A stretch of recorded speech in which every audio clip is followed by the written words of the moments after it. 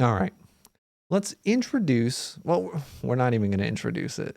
This is foreshadowing to binomial random variables, and we're going to start by talking about something called Bernoulli trials.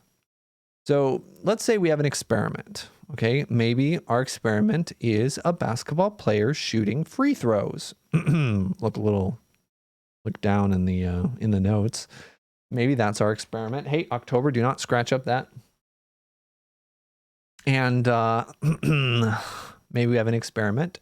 If each trial has only two possible outcomes, making the free throw, not making the free throw, that's our first requirement for something to be a Bernoulli trial.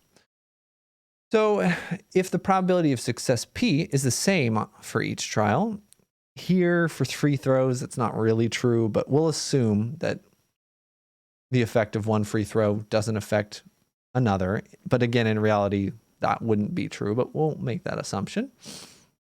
Assume that's independence. Well, it's related to independence. We also require the independence requirement as well. Okay. Mathematically, the independence requirement, this number 3, is a little different, but we do want these probabilities to not be changing over time. We want that probability to be constant. So in this case, this example, this basketball player, her free throw shots are success or failure only, same probability we're assuming, and each shot is independent. So let us look at something, and there's some cool things that we can say about Bernoulli random variables. We won't talk so much about that, but we can answer some questions. So what's the probability that her first free throw attempt is her first successful free throw is on the 4th attempt?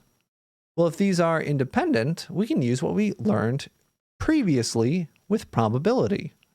That the probability that the first successful one is the 4th, that's equal, right? What is this? Let's not even use probability yet.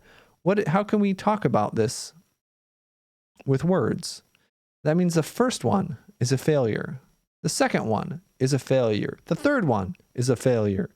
The fourth one is a success. And then we don't care about anything after that. We don't care about how many free throws she makes. We only care about the first 4. Right? Because it's asking, what's the probability that her first successful free throw is the 4th attempt? Well, that means you have to fail the first 3 and then make the 4th. So the probability of success is P. P is 82%. Well, Q is usually what we use for failure. That's going to be 18%. This is the chance of failure.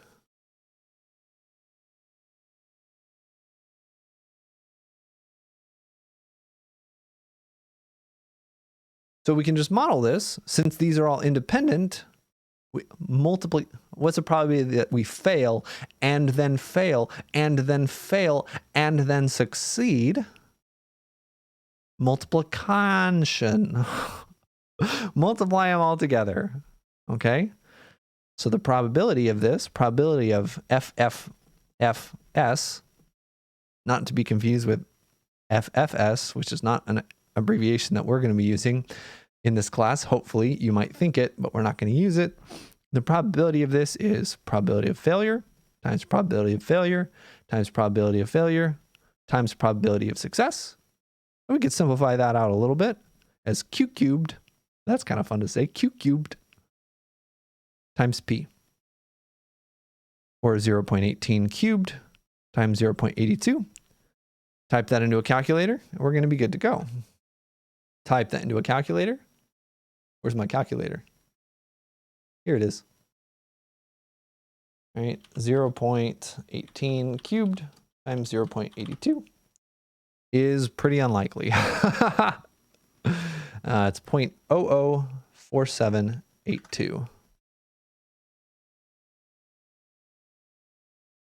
Less than 1%. It's like 0.5%.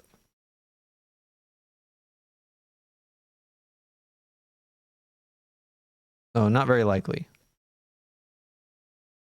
She makes 82% of her free throws. She's probably going to make one of the ones earlier than that. Okay. Part B, what's the chance that she makes the first free throw on the 12th attempt? That's super unlikely. She would have to be having a really bad day for this. So let's just extrapolate. Kind of pause the video up here and then think about it. This is how we did it for the 4th attempt. How would we do it for the 12th? Hopefully you pause the video. And that's going to be the probability of 11 failures. I'm not writing 11. ... There's 11 of these. And then a single success. By the same logic, 11 failures, single success. They're still independent. Although if you're missing 11 free throws in a row, I can guarantee you that 12th free throw is weighing on your mind. But this is math. And you can just write it like this. And then type a calculator. Type it into a calculator. So just change, you have almost the same thing, right? Just change it to now 11 failures. 5.27 times 10 to the negative 9th.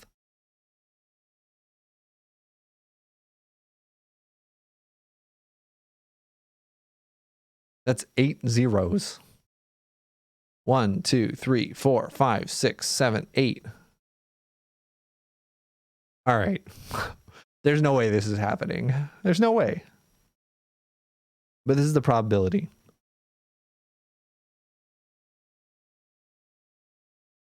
All right. So in part A, let's kind of explore this a little bit. In part A above, we looked at the probability that she made her first basket on the 4th try. What if we wanted to know the probability that she made exactly one basket in the first 4 attempts? So it doesn't matter whether she makes it on the first one, the second one, the third, or the fourth. What matters is that she only makes a single basket. Write down all possible combinations for getting one basket, exactly one basket out of 4. Well, this is one combination. This is the one we used in part A. Miss the first 3, make the 4th. Well, it doesn't matter which one of these are, so we can just move that S to the first, the second, the third, or the 4th basket. These are all ways that it can happen. Right? It doesn't matter which one of these is a success, but if we're looking at only getting one success, it's going to be like this. Okay, these are all the options for exactly one success. And this is what's going to lead us into the binomial model. And because the actual doing things by hand is a little complicated, because if we were looking at this, right, we were looking at the probability of exactly one free throw, one success in 4 shots, it could be any of these situations. And in fact, all of these have the same probabilities, right? Every single one of these is the failure cubed times the success. Because the order doesn't matter, they're all independent. So each one of these is that. So if we were looking at this probability, we add 4 of them together. It'd be 4 times this. And you're not asked to find this, but we're kind of exploring something. And that's kind of what's going to underlie something that's a binomial random variable, which again, we could talk to in the next video, is that we have to count how many different ways something can happen. And so if we were looking at exactly one basket in 9 trials, there'd be 9 of them. If we were looking at exactly 2 baskets in 9, well, now there's a lot of different ways that you can arrange S's in 9 shots. If there's 2 S's, how many ways that you do first 2 shots, first and third, first and fourth, first and fifth, and it just gets really complicated. We got some more complicated formulas that we can use to talk about this, but we're just going to be using a computer. All right.